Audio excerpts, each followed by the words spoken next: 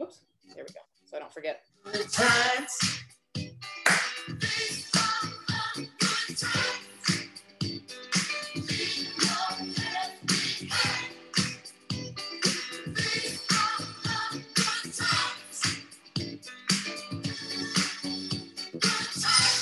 I love the words of the song. It's like, what the fuck do these words mean? You know, like clams on the half shell. Like, where did that come from? And roller skates. Like,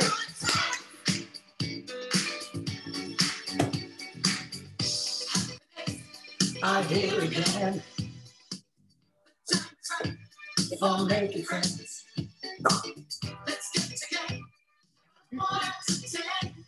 Tell me when to cut it off. I'll just do it.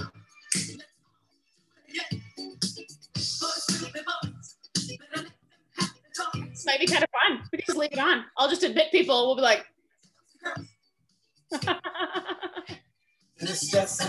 We will on January 20th. Yes. Go Georgia! Oh, I know we did the thing. Oh, thank goodness. Good times. Okay, I'm gonna hit admit all. I say keep the music. Why not? It's gonna be good times. Too loud, I can turn it down. Okay.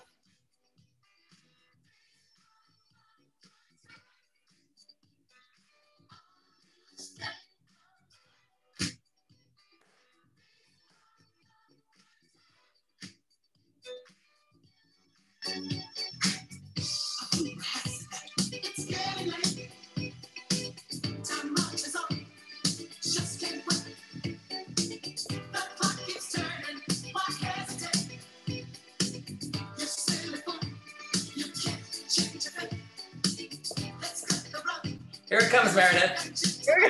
It's coming up. Where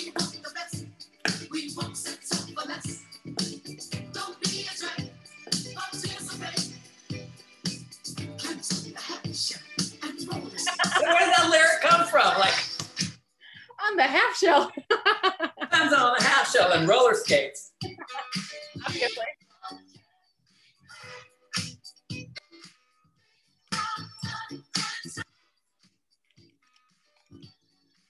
We need to make this our theme song for CCLT. Every SIG sponsor session at ACTFL should do this song. Absolutely.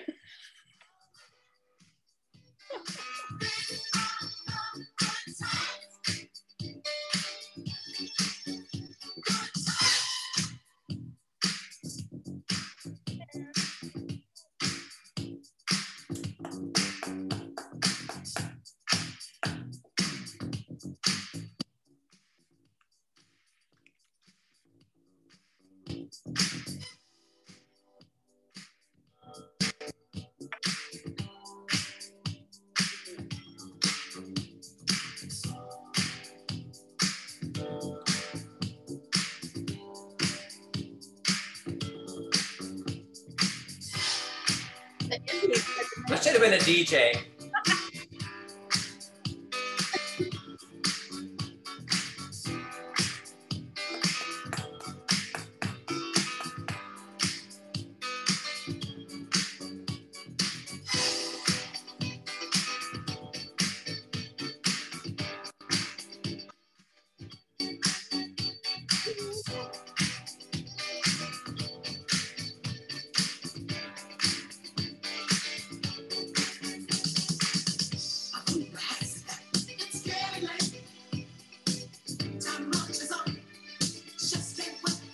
Should I do a nice fade?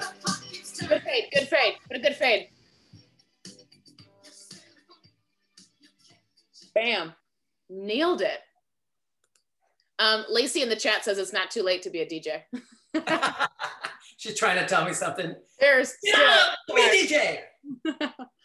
I know, it's like when students are like, wow, you should do, and then they say like another thing and you're like, I don't know. I think you're trying to say there are other talents at play here, but it sounds like you say you're thinking I shouldn't do this. Like, I have. And guess what? Guess what you should be doing right now? Guess what you need to be doing? The Spanish. Oh, anyway, yay, good times. Hi guys. I had to turn off the waiting room and then also like rig up a bunch of different, as we do for the children, all of the security features. My students, the first week of school were like, I can't unmute. I was like, no, I know. I like it like that. So my God, I haven't seen this many names since they built the pyramids. Look at all these people. I know. We've got like all over the place, which is fun. In the chat, if you could stick where you are, could be state, city and state, whatever. There's a lot of Georgia, but there's also a lot of every place else, which is super. I see North Carolina. I see Michigan. Woo.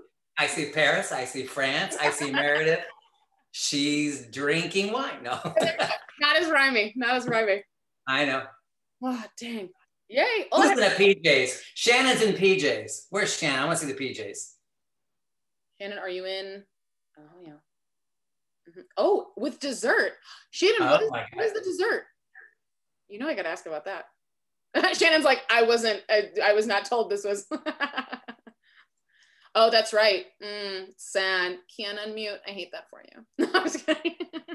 But show us it looks like ice cream. Just kidding. Poor Shannon. Oh, I love you. Yay, good times. Well, guys, let's get started. My name is Meredith White. I'm just outside of Atlanta, Georgia, with some of these awesome people in the chat in Gwinnett County. So, I'm sure you haven't been watching the news. I haven't heard our name at all. We've been in the news a lot in the last year. So that's exciting. And I've got the one, I don't know what side I am on for you, but Bill on my screen is right here. So he's like my Brady Bunch neighbor here. And obviously we've got Bill Van Patten. I've got boop, boop, boop, hey. Oh, I need that screenshot because it's a weird fade into the room. It actually looks kind of like we're in the same room. I am super excited. I've got some questions. He doesn't know what I'm going to ask, but you can see the topic, obviously, for the amazing Dr. Bill Van Patten are under the umbrella of second language acquisition, obviously, but in the context of the classroom, what are the implications there? And maybe post-COVID, where do we go from here in terms of, I don't know, everything, just life in general, but especially second language acquisition and I think language teaching. Bill, would you like to introduce yourself? Sure, I'm Bill. Nailed it. That's it, right? No. Yeah, that was it. I'm like that 5-year-old, hi. Hi, Bill. It's me. How old are you? 6 9. 6. No, I'm Bill Van Patten. I'm actually, I don't know, I saw that somebody's from San Diego, somebody's from New Zealand, more people from California. So we're on California time over here. It is 5:07 p.m. And I've been in California now for 3 years, 3.5 years, going on 4 years this May, I think it's been that long. I left academic life to pursue writing full time, but I still have one foot in the academic door. As most of you know, I still publish things and do things and consult and all that kind of stuff. Writing up a few things right now. I got a new book I'm working on with a friend of mine. I don't know if you're familiar with, while we're on the topic, and also the nature of language, I decided to do these little short books for teachers, really short readable books.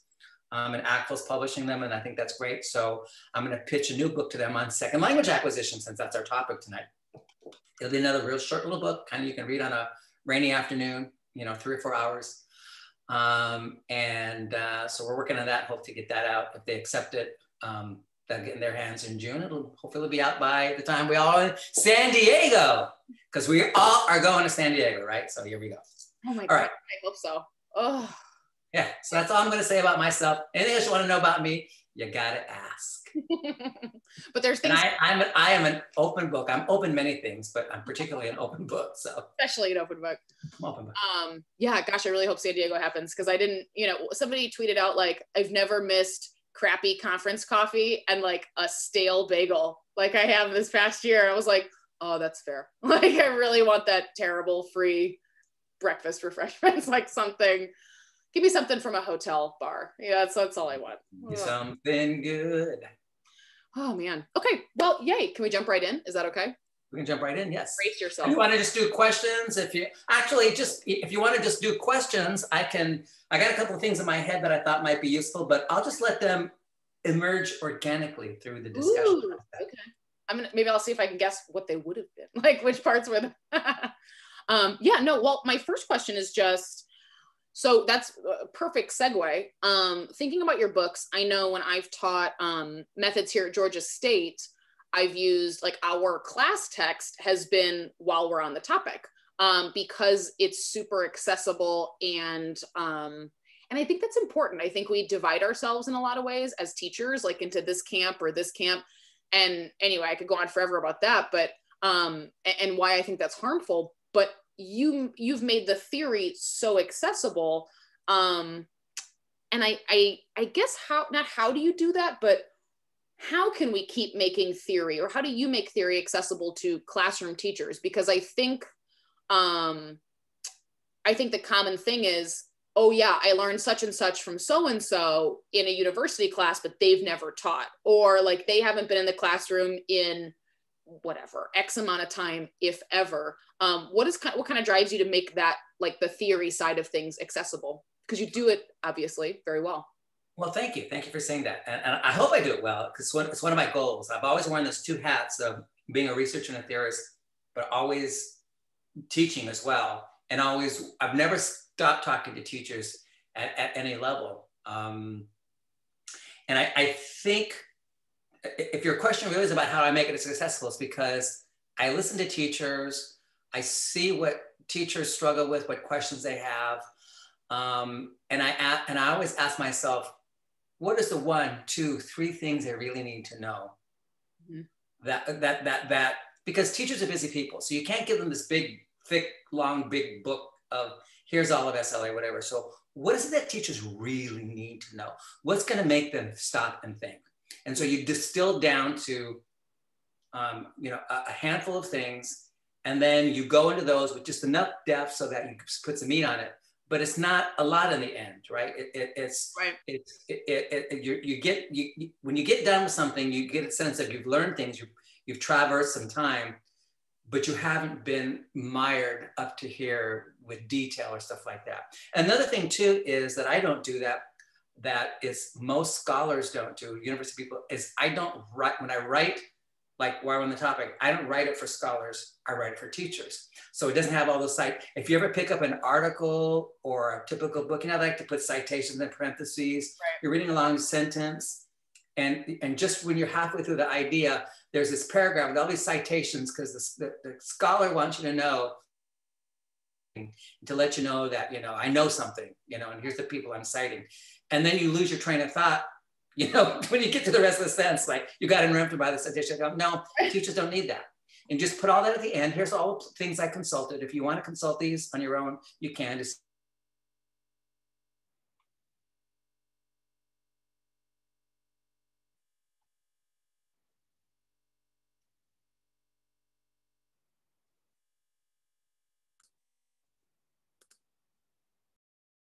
plugging in the wall here, so there she is. She's back, sort of, kind of. All of a sudden it froze and then it disappeared, and I was like, of course you did. Of course you did. I just said that out loud. I figured you guys could probably still hear it. Yeah, I think that's the important thing, is what do they need? Shannon, with the dessert, asked like the other, like kind of the other side of the coin, which was, what do you think? I want to make sure I get this wording right because it closed everything. What do you, hold on, reloaded the chat.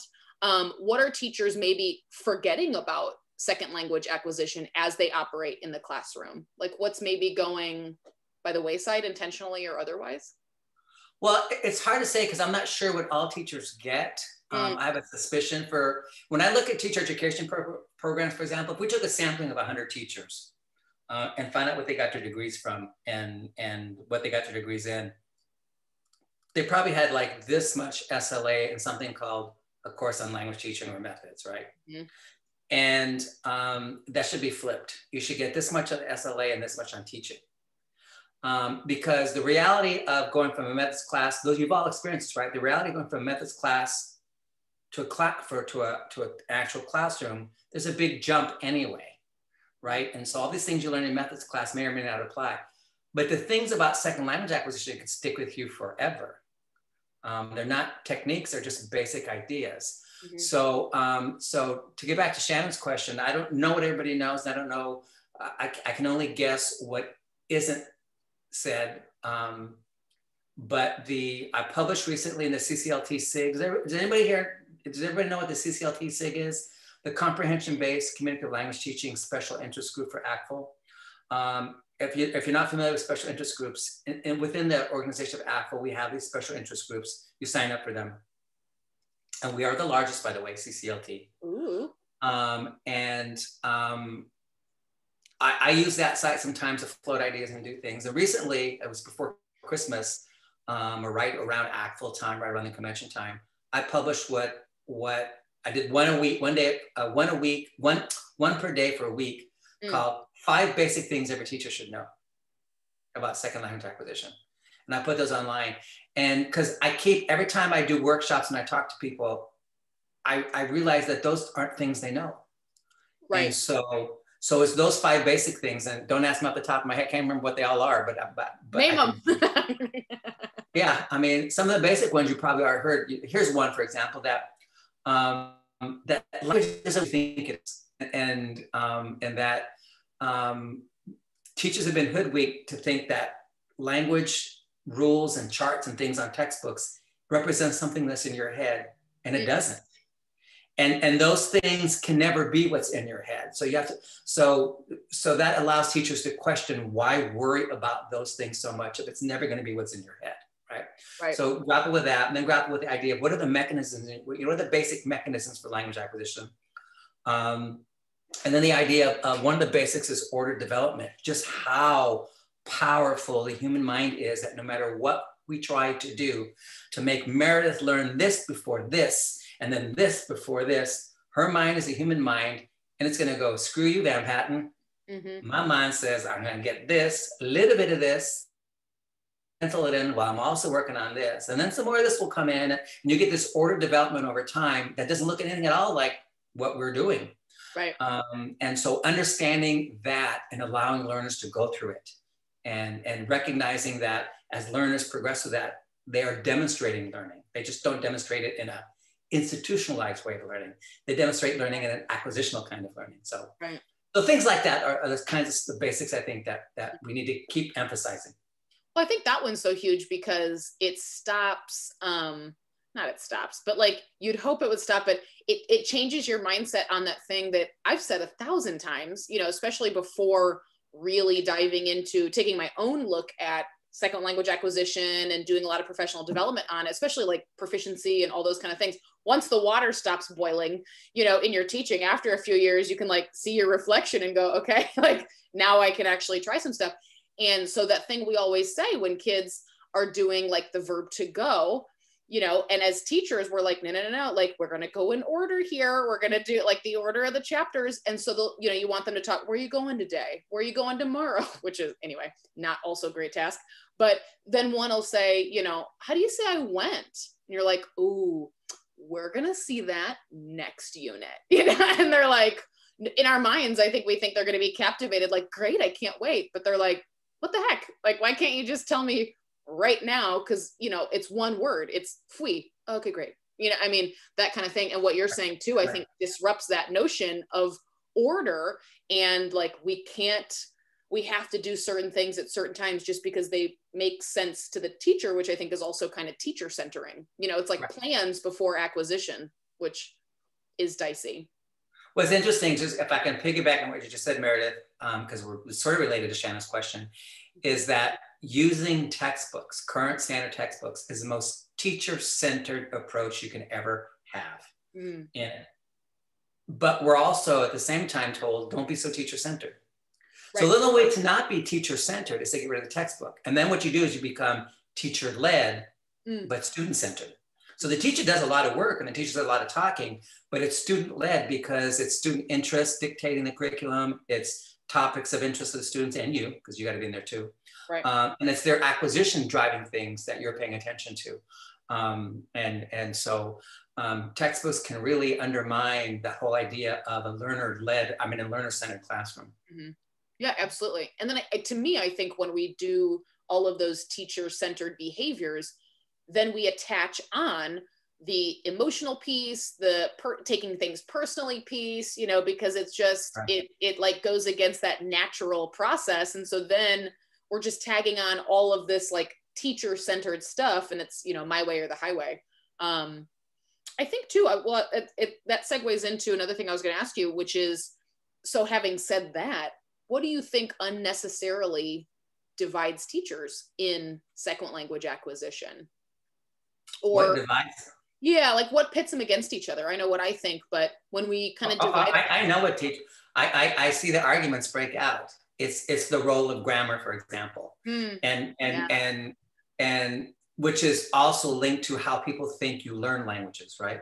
Right. And so the debates among teachers kind of mirror what happens among some scholars, not all scholars, but some scholars.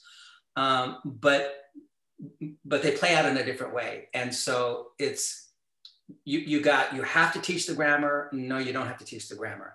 Right. And you learn languages by learning the grammar and applying it in certain contexts. And other teachers go, no, that's not the way you should teach. And so I think it's the role of grammar. And this comes back again to what divides teachers is a fundamental misunderstanding of what language is.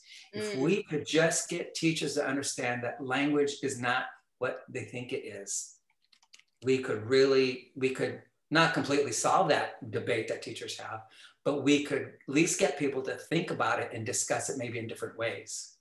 But the minute people think, for example, like fui, you can't learn fui because that's preterite. And first you learn the present and then you learn the preterite. They're Whereas, not super fui. Like, but what teachers don't understand, for example, is that language isn't organized in your head in terms of present tense with little endings, past tense. It's just not organized like that. That everybody who learns a language, whether you learn it in a classroom or not, whether you had a textbook or not, and I know a lot of teachers, they ruffle, but I don't remember that. You don't remember it because it happened to you unconsciously. Even though you're doing these conscious things, your brain was doing something else without you knowing it. That's what we researchers find out, right? And so what we know is that and even though you learn those charts and stuff, when you get exposed to language, you know, input, as it were, you don't, there's no such thing in your head as, oh, as, amos, hablas. That doesn't exist in your head. What you have, hablo, tomo, como, you have a bunch of yo forms, first person singular forms in Spanish in your head. You have hundreds of these. And then from those hundreds, those O connections happen. You get these connections between words in your head, right? And then words that end in S for second person singular, and words that end in mos for first person plural, so on. All these words get connected, and it's those connections that help you generate new things and also help you understand new words.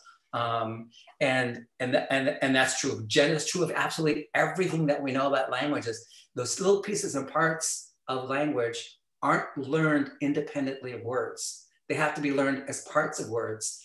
And then what we think of as verb endings, if they do exist on their own, they emerge over time. It's not a starting place.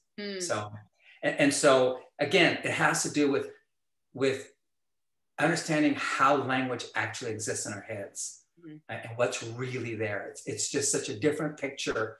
You know, I don't know if any of you have read this, The Nature of Language, or seen some of the talks I've done on this, but and I'll just do this real quick, Meredith, and you go on with your question, is I talk about galaxies and I talk about constellations. Have you heard that metaphor I've used, constellations? I'll just do it real quick for people who haven't. Is that, you know, when our Babylonian ancestors 4,000 years ago looked at the sky, they saw little patterns, right? Patterns, P-A-T-T-E-R-N-S, like the way we teachers talk about language patterns, right? So they saw something and they put structure on something, right? Because they saw it in a particular way. Because what they were perceiving was a two-dimensional sky. And so, oh, there's Hercules and there's the lion and there's a dragon and there's so on and so forth, right? But we know now that space is not two-dimensional. It's probably five-dimensional, but for the sake of argument, let's say it's three-dimensional. And so if you get in a rocket ship and go out 100 light years into space, guess what? Orion disappears. It doesn't look like Orion. It kind of flattens out and who knows what it looks like, right? So Orion is literally a figment of your imagination. It's something you impose on the sky, but Orion doesn't really exist. These stars are doing something else out in space. And language is like that. We have imposed, because of our limited ability to think about language, we have imposed on language patterns and things that aren't really there. And it's linguists who really peel back the layers and go, guess what? Here's how language is working. It's not that. But it's, and we don't want to turn teachers into linguists either. That's certainly we don't want to do. But what we want to do is give teachers enough knowledge to free them from the shackles of thinking in terms of those patterns on a page, because those patterns aren't language. Right. Well, inevitably, like every language teacher says, you know, how often do you get kids that then follow the patterns and then you're like, oh, not that one though. That one's the exception to the rule.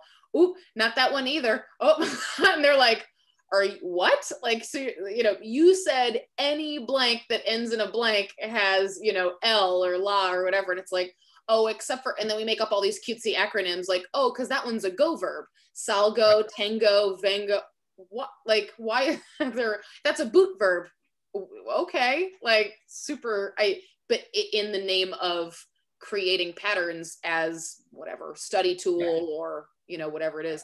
Mishaela, who's near me, she's a district supervisor near me, fabulous, says, what are the best research secrets on SLA that every teacher should know? Maybe something like that. Like, what do you think are kind of the best kept secrets of SLA?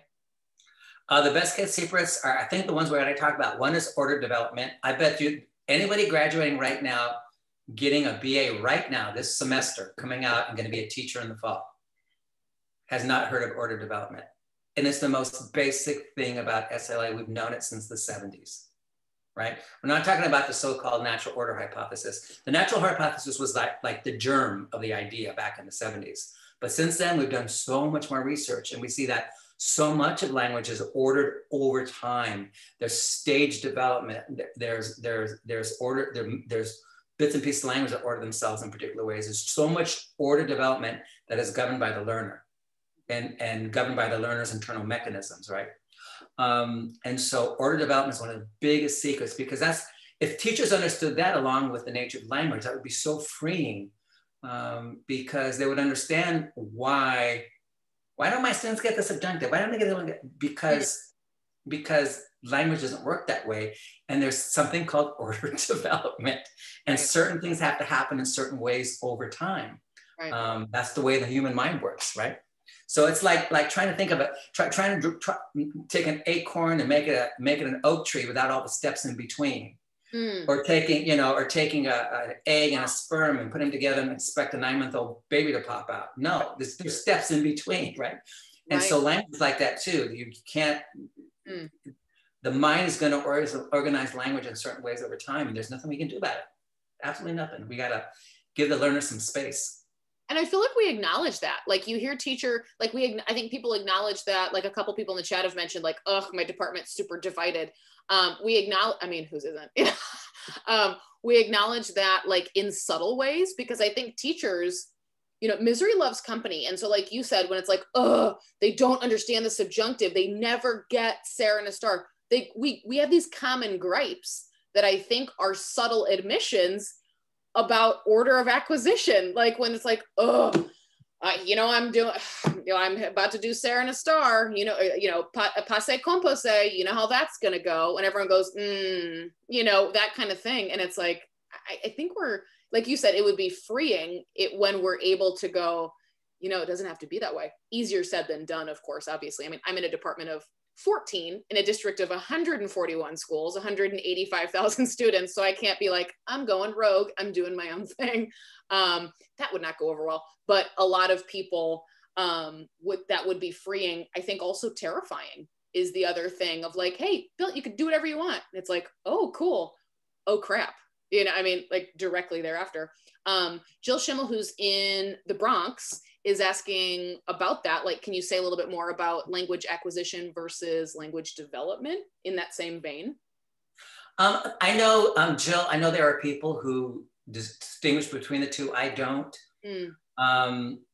Linguists tend to talk about language acquisition, and then there are some non-linguists who work with language learners, and they talk about language development. Because they associate acquisition with people like me and Krashen, and they don't like the way we talk about, because they claim we take agency away from learners, for example. Because I am a psycholinguist by training, and I've always been captivated by the human mind and what it's capable of, and the things it does. And so I take things like social context, which we'll get to, I'm sure, in some discussion here in a minute, as a given. But that the mind is going to do what it's going to do independent of social context. And so people who want to see something that's not just the mind tend to talk more about language development because they don't want to be associated with us linguists and psycholinguists who talk about acquisition. So right. I think those terms have been politicized more than they're really meaningful, because we all have a lot more in common than we admit. Scholars right. like to debate things that are absolutely irrelevant to teachers.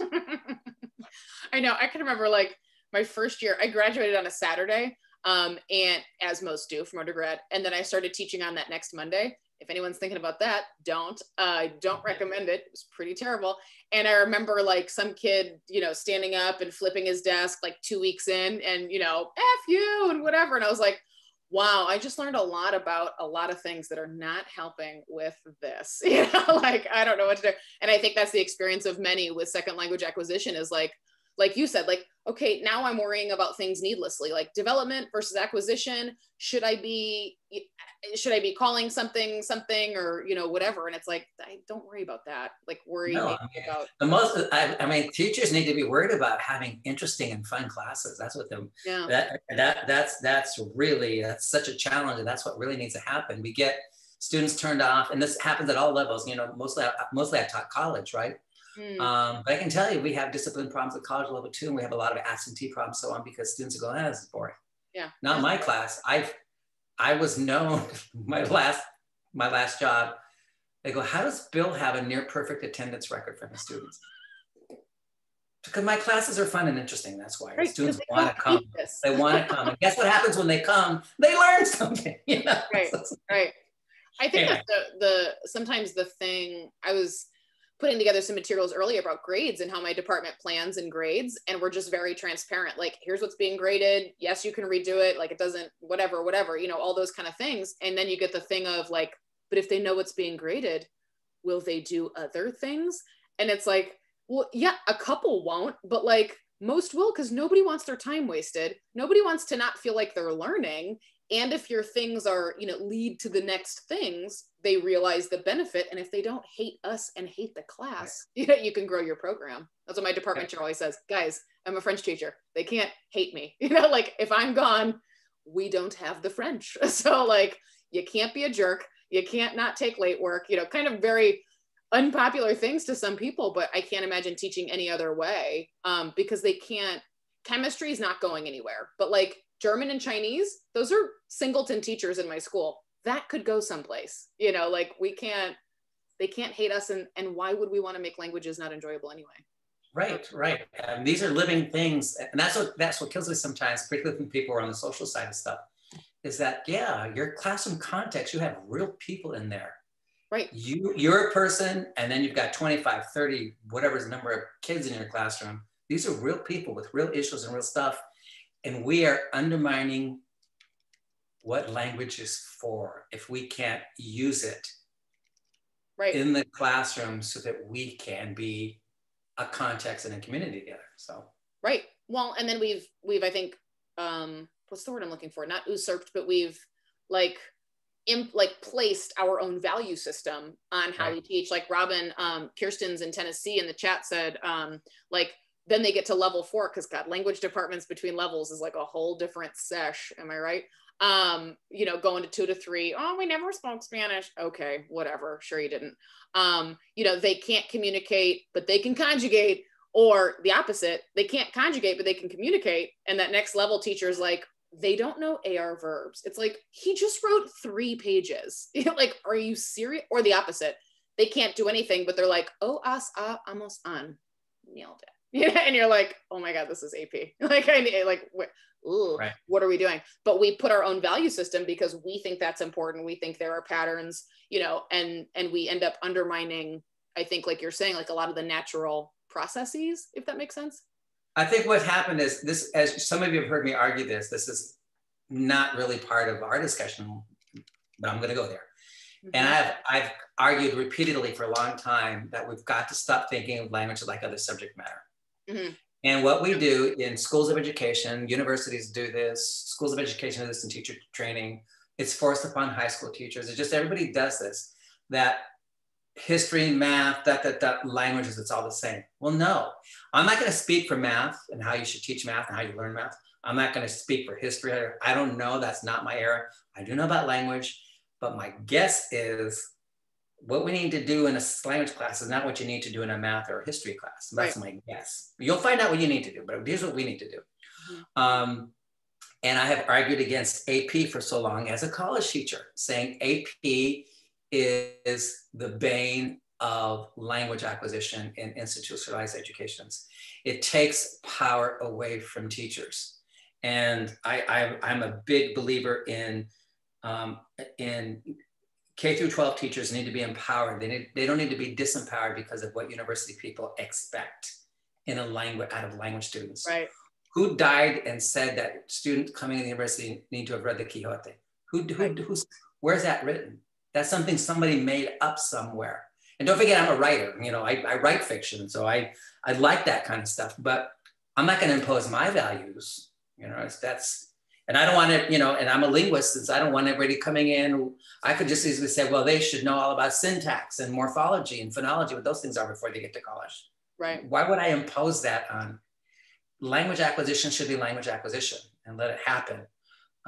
And I think that AP might be fine for history and English for various reasons. Maybe, I don't know, let them make their arguments. It's a horrible idea for languages. And I've been saying that, and I was a pariah in my colleges where I taught, because I would say these things and say, can we like not do that to teachers in Michigan? Can we get rid of AP? And they're like, no. How dare you? Right, sacrilege. Or can we do something else? Can we get students college credit some other way? Right, like dual credit. Absolutely. No, anybody? Okay. Yeah. No, absolutely. And so it's working. I know for me as a teacher, yeah, it's like, you know, working then within the confines of whatever that situation is, because you're like, okay, I get it. I embrace it. Again, Department of 14, you know, it's like, but we have a book, we're told to, so I think we also get divided by any of those extreme point of views. And I'm not saying they were like right or wrong, but you know, when people say ditch this or get rid of this, and then it makes people feel like you almost gaslight yourself, and you look around like, should I not be using the textbook? It's like, no, you're 22. Use the textbook, like use whatever keeps you in this job, because we need you, and you're going to get better, and it's going to get easier.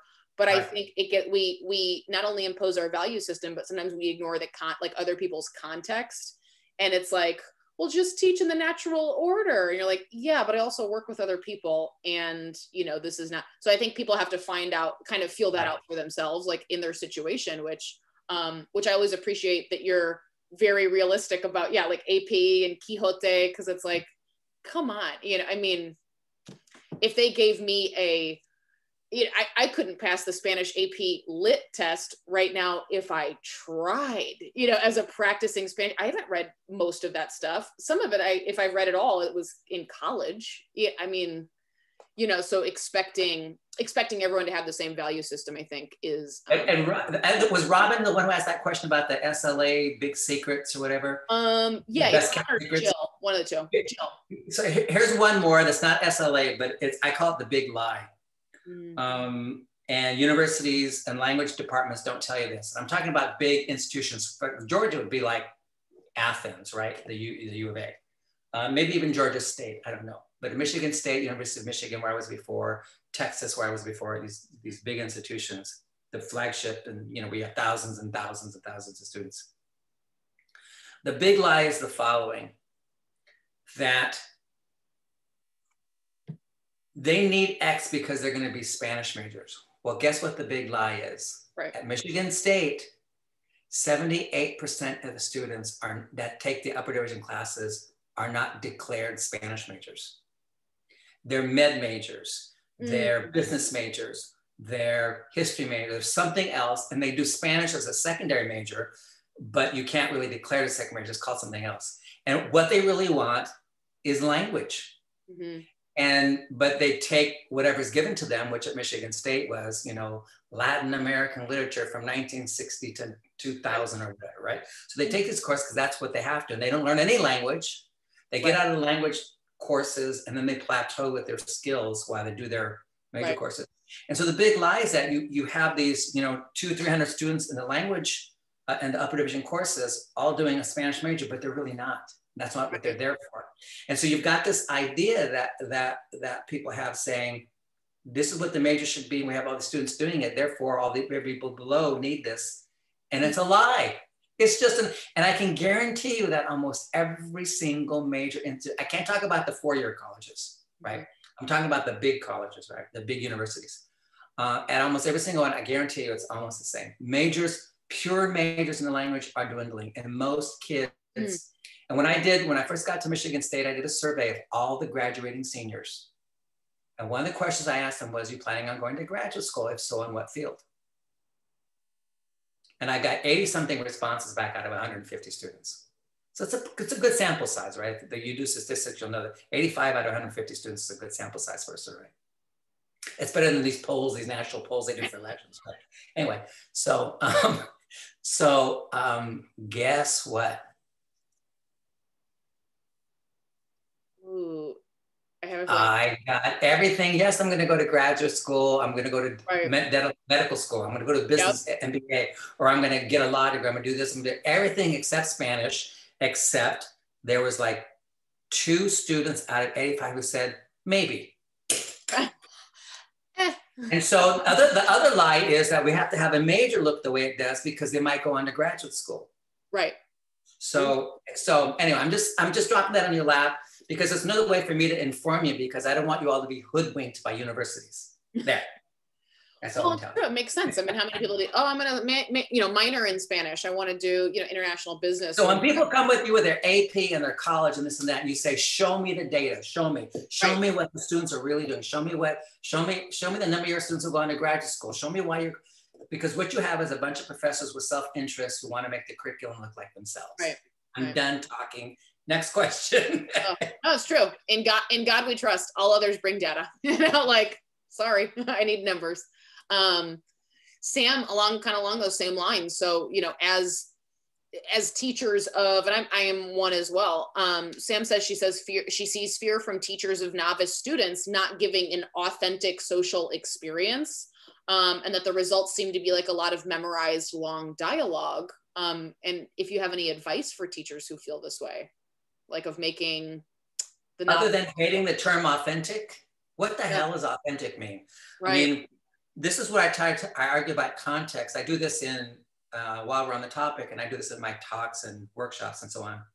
Never forget that your classroom is its own authentic context. This context is defined by participants and setting. So what's the physical setting and what's the purpose of being in there? And then who are the participants? So in a classroom, you got students and teachers who are 14, 15, or whatever, or they're 19 or 20, whatever their age groups are, whatever you're teaching. Or if you're doing, K through 6, they might be 8-year-olds or 10-year-olds, who knows? Mm-hmm. So that's your context. That context can't be authentic other than its own authentic context. So what is a 14-year-old kid where do you teach, Meredith? Atlanta. Or just outside. Atlanta, so suburb Atlanta. What does that 14-year kid want to talk about? What is the reality, the context of that classroom? Where do they come from? What are their aspirations? Who are they as people? What do they know? What don't they know? And so on, as opposed to trying to say, I need to bring something authentic out there and bring it into the classroom. Then all of a sudden you're making the classroom inauthentic, right? Students will learn to interact in authentic contexts outside the classroom when they get the skills from you to be able to then do that. Now, you don't have to teach it to them. They just have to be able to communicate in the most basic ways. And then as they go from one context to another, they start to develop other things, right? That allow them to communicate in those contexts. So think about the child, for example, who goes to kindergarten at the age of 5 or 6, right? That kid has been home. Let's say the kid never goes to preschool, right? So let's say the kid never goes to day school or preschool. Unlikely in this day and age, but think about maybe back in the 50s when this might've been true, or 60s. So that kid is home all day, and he or she, that's the context to interact with, maybe some siblings, maybe the kid down the street, whatever. And then all of a sudden they have to go to school when they're 5 or 6. Now they learn a whole bunch of new social behaviors and how to use English. We'll use English because that's we're in the United States, to communicate in a context that is so unlike their home. Mm-hmm. Because now they're with 20 other kids and an older authority figure who's not their parent. And there are structured times of the day where you do this and you do that. And all of a sudden they have to learn new behaviors embedded inside of communication and new kinds of communication that are embedded inside of new behaviors.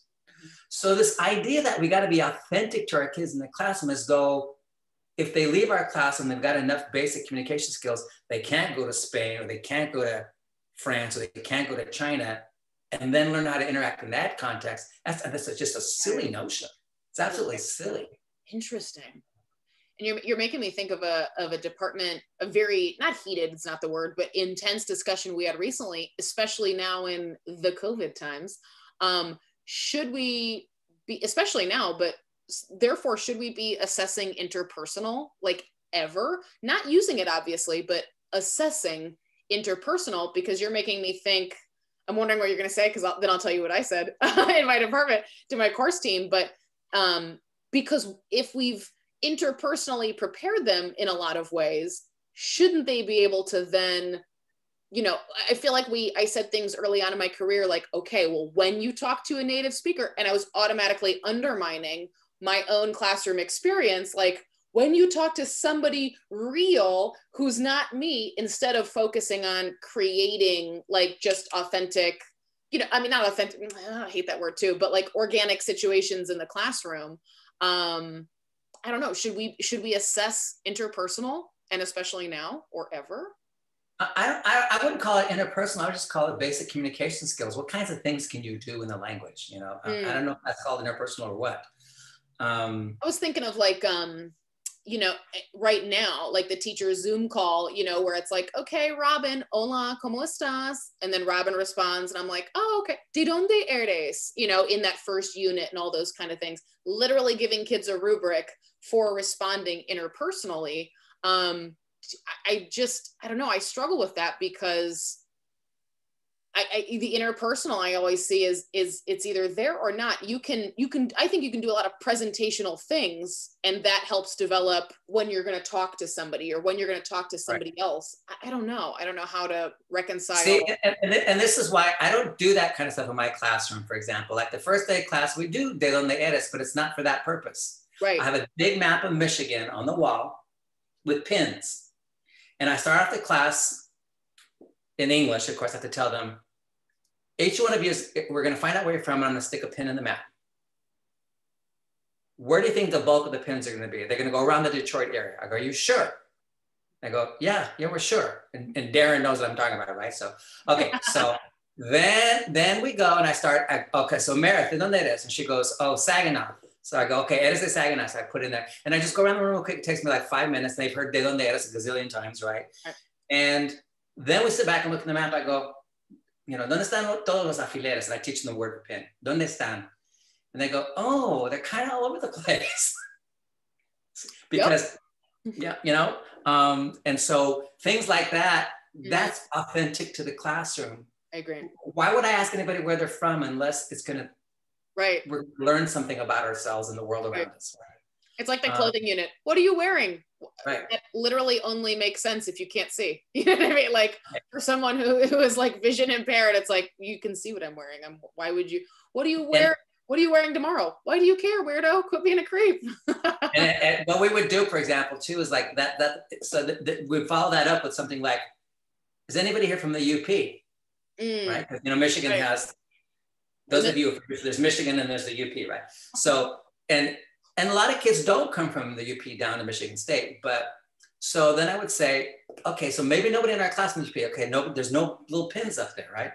So their homework that night was survey 10 people in English, just ask them where they're from, and come back tomorrow and be able to report.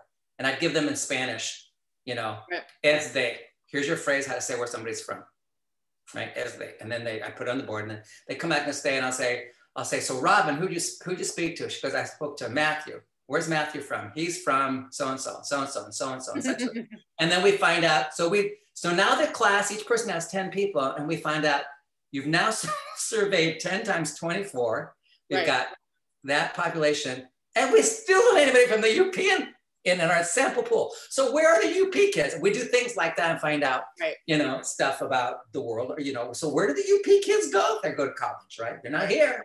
Right. So stuff like that. And so that's why my world is so different. I think about the classroom because the classroom is its own context. I'm going back to what is authentic for the classroom. Yeah. It's authentic. Now, maybe that wouldn't work. That wouldn't work for you guys if you're working with a group of 4. They're all from the same place. They all know each other. You had to find other ways to do things. What's authentic to that classroom, right? And your age group. That is authentic to the college context where I worked at, right? So. Well, you harness that natural curiosity, you know, and you're so engaging that, you know, all of a sudden it's like you said, you make things kind of like, how many people do you think will be from here? Mine is, we're doing like daily routine. This is me rolling my eyes right now in level 2, whatever, it is what it is. And I like to find out like a lot of weird behaviors. Like we took a poll yesterday, you know, do you put on, obviously in the target language, do you put on deodorant before you put your shirt on or after you put your shirt on? Because I am a strong believer in the after, because then you don't get the deodorant marks when you put your shirt on. And it was so funny because the kids were like, by and large, they were 100% before shirt deodorant put oners. And like 9 out of 10 kids use body wash and think bar soap is gross. I think body wash is gross, and I'm totally team bar soap. And so fun stuff like that, I think, are like little ways, like what you're saying. Yeah, it's like the, you know, the teacher-led, student-centered, you know, authentic for this experience. We're in the same room together. We have to be here. We don't need to do a restaurant skit. Let's just eat together, you know, or prepare food if you can do that, or bring in some snacks and, you know, make a little whatever. Yeah, no, 100%. And I guarantee you, I studied French. French is my second language. Spanish and English are my first languages. French is my second language. And I studied French, and, you know, we did little restaurant skits and so on. You know, we did that's because in those days, that's what people did, and some still do. That was authentic, and you taught the restaurant unit or the food unit, whatever. I couldn't order a freaking meal to save my life. But the first time I went to Quebec, actually I went to France first, and I went to Quebec. I had enough strategic competence, enough skills with French that I could figure things out. And I also had the strategy of watching and listening. And I'd stand before I go to a cafe, because I like to sit outside. I'd like watch a little bit. How do people order things? How do they do things? They go, okay, so now I know what the routine is here. Then I go in, you know, I sit down, and I'm also the kind of person that if I don't understand, I just tell the waiter, the server, I don't know. I don't understand. Right. But anyway, so and then you learn to order meals, and this is actually, now we're talking about communication and authenticity. Let me say the following about how communication develops and how it's acquired, because it's different from language. Language is acquired one way. Or language is one thing and it's acquired one way. Communication is acquired a different way. Not a different way, but it's acquired using different things. Communication, that's both interpersonal and present. And I hate the stuff that ACTFL calls stuff. They do this because they want to give teachers ways of putting grades in a textbook, but none of this stuff is really communication. So I'm about to tell you things that go against. But ACTFL, are you getting this? Speaking to the mic. Communication, you learn to communicate by, guess what? Communicating. Right. Just like that kid at the age of 5 or 6 going to kindergarten for the first time, never went to preschool or anything else, boom, is put in a new world and has to learn how to communicate in that world, right? Right. And the same thing is, so you learn to communicate when you do enough restaurant situations in real life. Right. And you learn to, you know, do a doc. And this is true in your first language, going to a doctor.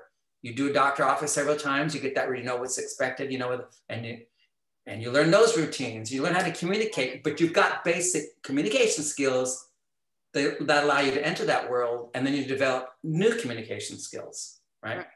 So our job as teachers is not to prepare people for the real world in the sense of, you know, let's do this and let's practice that, but can they get out and have enough basic communication skills, whatever those are, and they're hard to define, so that they can keep developing those in the different contexts that exist in the world outside the classroom.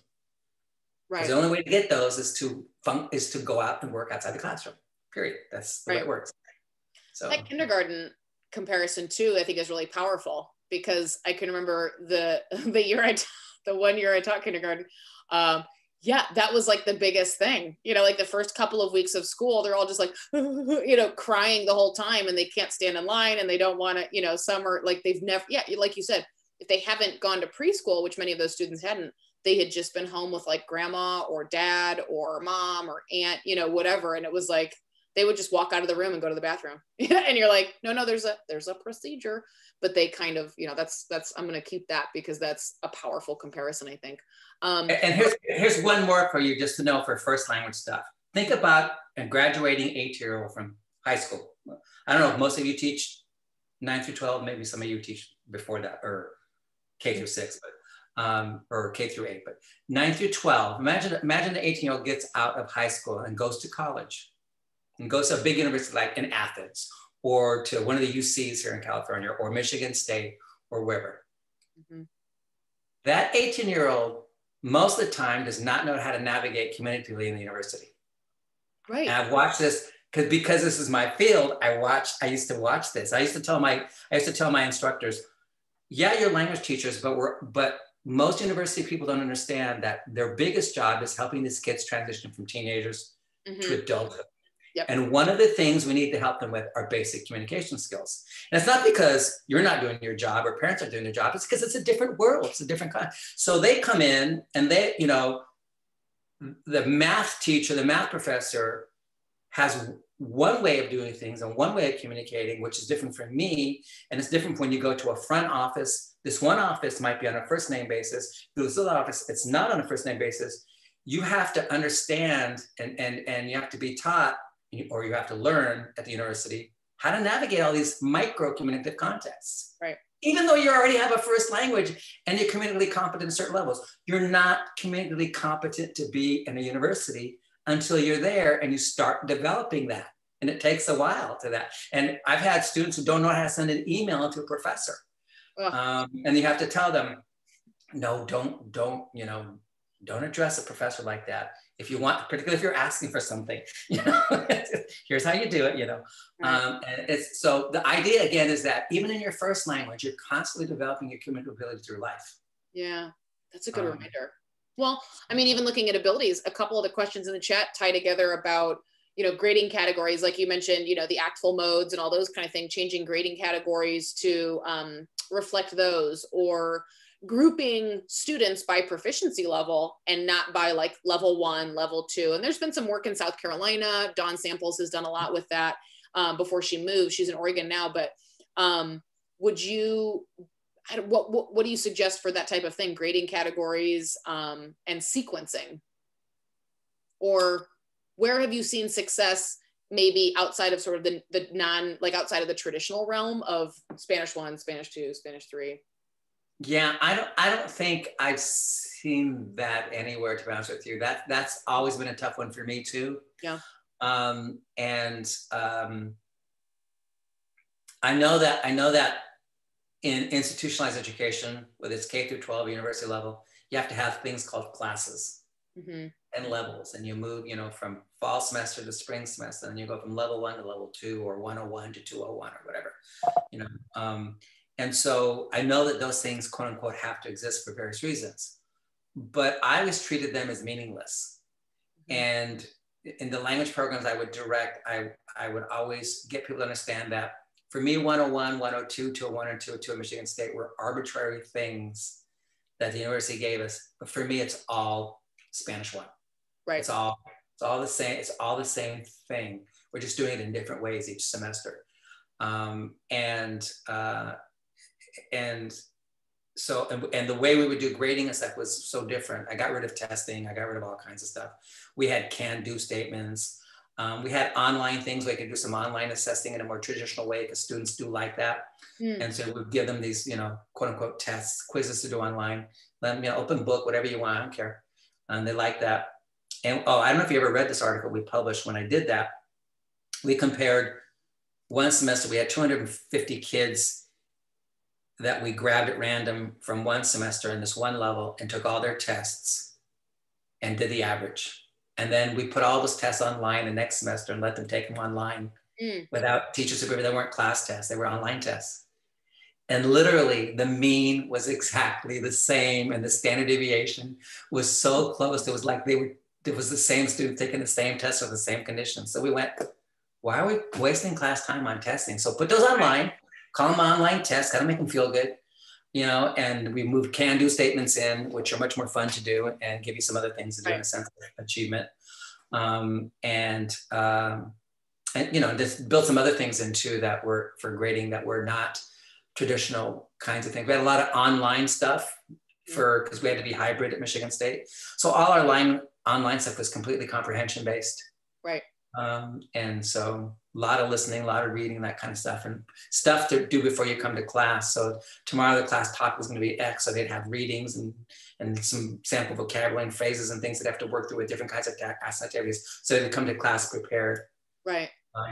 Well, absolutely. I mean, a lot of what we're doing now, you know, if you have, you know, it's hard to do all the, you know, simulate, you know, conversation, all these things. It's right now, I know for us in level 1 and 2, it's a lot of comprehension based. Cause like you said, we're virtual, we're hybrid, we've got ReadMe's, Zoomies, you know, whatever, everywhere in between. And a lot of reading, a lot of listening. So that's a perfect segue. Where do we go from here?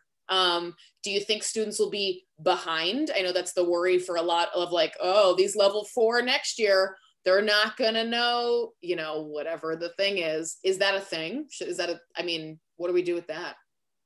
Probably not. If they were getting, probably not. I think that people worry too much. And also my experience with teachers is that they tend to sneak some things in they don't know they're sneaking in. It's like when you do a poll, like, you know, they were doing some polls with people who got COVID, who they go, I don't know how I got COVID. And then they actually pushed them during the interviews and pushed them. Oh, well, yeah, I did go maskless to that restaurant last week. Okay, yeah, no, I always wear my mask. Push, push, push. I kind of went maskless. I go to the restaurant, right? Okay, so now, there we go. So maybe you got it there, huh? Right. And so, people in polls don't always tell the truth. And so sometimes teachers don't realize that they're embedding things in what they do online to try to make sure they're successful for the next level anyway, right? And that's okay. So my guess is then that coupled with the fact that the very powerful things in your head, if you took 1 year compared to another year with COVID being this intervening thing, there might be a little bit of difference, but I don't think it would be significant. I really don't. Yeah. I remember you saying a couple of years ago, it was on Tea with BVP, I think it was. And I remember I was like, oh, you know, it was along the lines of, this won't be nearly as articulate, but along the lines of, you know, when you say the first 2 weeks of level 3 or the first unit of insert level here are going to be review, you're kind of like, I don't know, admitting or acknowledging that, again, the natural order of how things work, that it's like if they need some review because they like won't remember, then you're kind of admitting that maybe some things were done in an unnatural way, and a lot of that we can't avoid, especially if we're in big departments. But if the first 4 weeks of Spanish 5 are let's review Spanish 4 and not let's get to know each other, let's get the class culture, the class environment, like orient ourselves and embed all that review stuff in, you're kind of admitting to students, well, we're going to review because the expectation is that you don't remember it, or maybe it never really solidified. And I remember you saying that was, you know, it can be dangerous. You might undermine, you know, what other people are doing. You know, like if we have to review, well, it might plant the seed of, not always, but might plant the seed of, well, we reviewed for like 2 months at the beginning of Spanish 3 because maybe Spanish 2 was insufficient, that kind of thing. That's because we're still conceptualizing in our minds that there's material to be learned. Right, absolutely. And to be applied. And one of the things that we did, for example, at Michigan State from semester to semester is there was no review of previous material because there was no material to review. Right. We had a textbook because students liked that, but that was all their online stuff they did, and it made them feel good to have that and so on. But our classes were all comprehension-based and task-based, but the tasks were all input-oriented, right?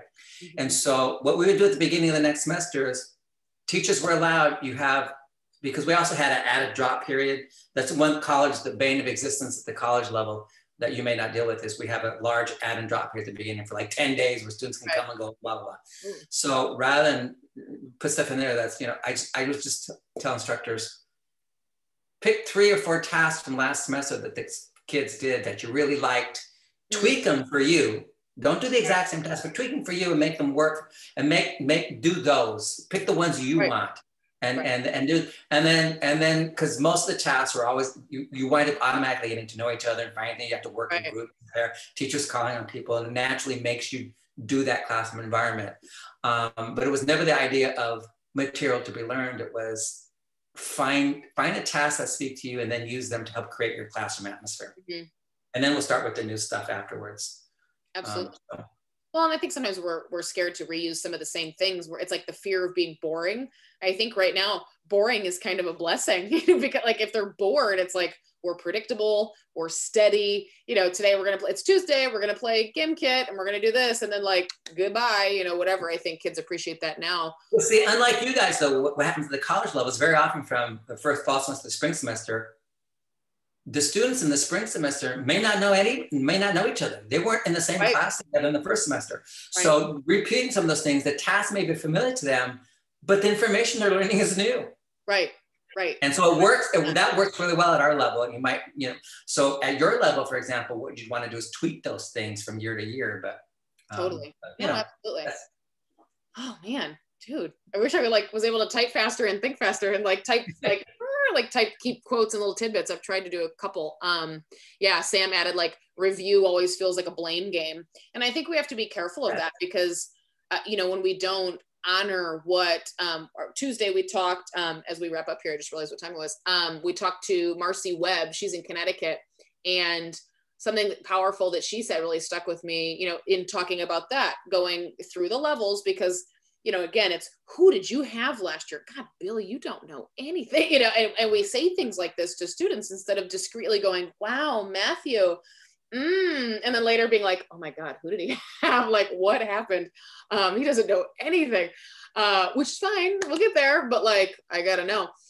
Or asking colleagues, right? When we're not discreet, suddenly we're not honoring the work that our colleagues have done, whether or not we get along, for better or for worse. And that's what Marcy said was, honor the work at whatever level that other people have done before you. And I thought that was really, really powerful, because that blame game is, I think, where we get divided and where we start ignoring the science of SLA, because damn it, I already have this project made and the rubrics already printed and I do it every year and you're not going to stop me, kind of a thing. And then now we're arguing and nobody's actually paying attention to what kids want, what actually works for learners, and it's all teacher centered. And I think that's hard. I think that's what gets in the way a lot of times.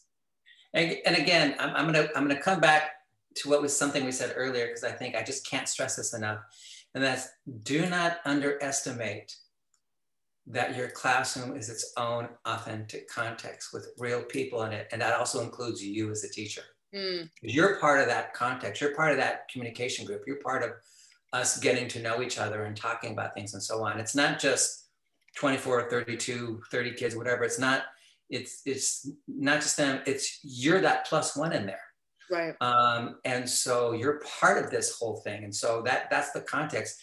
Don't underestimate the power of that. That's going to help your class be interesting and help drive learning and acquisition. Because when your students feel valued and they feel that they are using language in particular ways to get things done in the classroom, that they are somehow important. They're not being taught at, but they're learning with. And then because most teaching goes wrong when students feel that talk at them, teach at them. It's that that's the problem. It's the how do we get more with the with, learning with and interacting with. So yeah, absolutely. And that's all part of that. Again, that the power of the classroom context can be incredibly, incredibly powerful. It could be the teacher's best friend when the teacher understands what that really means. Right. So. Right. And when it doesn't go well, it's complete nightmare. You know, I mean, when you feel like you can't get, like I've said to mentees recently, like, you know, we all feel like we're doing a terrible job right now. And we're not, but it feels like it, you know, and it's like, well, even if we are, you know, ineffective right now or less effective than usual, that's still exhausting. And then, like you said, teaching can be so powerful positively. And then when it's not, or you have these other things going on, or again, like disgruntled colleagues or, you know, whatever the conflict is, because it can be this personal, powerful experience. I think that's what also makes it incredible susceptible to being a hurtful, upsetting, maybe like small t or big T traumatic experience, especially with language teachers. I don't know. Yep, especially with language teachers. But things are going to get better. You watch. Things are going to get better in the next 4 years with funding and a great appreciation of languages and so on. It's going to happen. I feel it. Yeah. It's going to happen. So, hey, yeah. Well, thank you so much. Gosh, we super appreciate your time. I'm sorry we went over. Are we done already? Oh my God. We're done. We went over. I'm so sorry. No, that's fine. I thought we were gonna go on a little bit longer, but that's why I said Californians are like, you're just starting your night. Us East Coasters are like, good night. It's already 9 o'clock. I gotta go make dinner. I haven't eaten yet, but what are you gonna have? Are you gonna have something good? Tell me something good. I made some. My sister got me one of those air fryers for Christmas. Incredible. Love mine. So I made a batch of turkey burgers the other night and I froze some. I ate one and I froze one. So I pulled one out and defrosted it, and I made some French fries in it yesterday and I froze some of those. I pulled those out. So I'm having leftovers. I'm gonna do some Brussels sprouts in there. So I'm gonna have a turkey burger, French fries, and Brussels sprouts. I will be right over. Roasted Brussels sprouts. Already eaten, but I will be right over. It'll only be a few hours. I'll go back in time. I'll get there. I have to admit, I'm handy in lots of places in the house, but I'm particularly handy in the kitchen. I am a good cook, as it were. Like that Golden Girls episode where she finds the, you know, like, I knew it was a room I was good in. I knew it was a room I was good in. It was a room I was good in. The kitchen, the bedroom. I knew it was a good room. The kitchen or the bedroom. I knew I was good there. That's awesome. Well, thank you so much, guys. We super appreciate you. Thank you for coming. Thank you all. What day are we on? Oh, it's all the same. Thursday. It's Thursday, January 14th. It's like Groundhog Day, but like not Bill Murray cute, like kind of a nightmare Groundhog Day. And if you haven't bought your champagne, go tomorrow and get it before it runs out this weekend. It's true. People are gonna be drinking champagne this next Wednesday. So yeah, 100%. I know I am. So. Yeah, absolutely. Buy it all now. And toilet paper. You never know. I don't know what'll happen. No, awesome. We super appreciate it, and we'll be back Tuesday. So you guys will see. Bill, your face won't disappear from the main screen, but your individual slide will disappear. So we have to hide you. I was like, goodbye. So you'll see next Tuesday, and we'll just keep rocking and rolling. So okay. Thank you for your time. Thanks everybody for having me. Have fun. Stay safe, everybody. It's not over yet, but it will be. So mask up, and I know it's hard, but we're there.